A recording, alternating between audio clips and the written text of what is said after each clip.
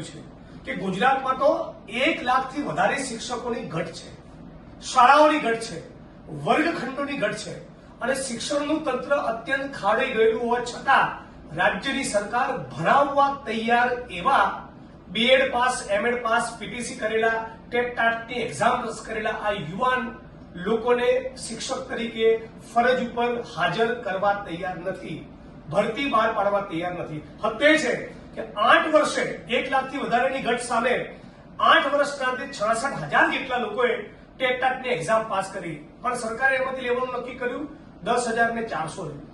એમાં પણ હજી પ્રક્રિયા પૂરી થઈ નથી. તો તમામ પ્રશ્નોને લઈને 5 સપ્ટેમ્બર શિક્ષક દિવસ નિમિત્તે ચલો ગાંધીનગરનો કોલ આપ્યો છે અને 8 સપ્ટેમ્બરે વિધાનસભાનું સત્ર છે. એ વખતે પણ સમગ્ર ગુજરાતના ટેટ ટાટ પાસ કરનારા યુવાન મિત્રો, તમામ શિક્ષકો, બહેનો, ભાઈઓ ખૂબ મોટી સંખ્યામાં મારી સાથે જોડાઓ.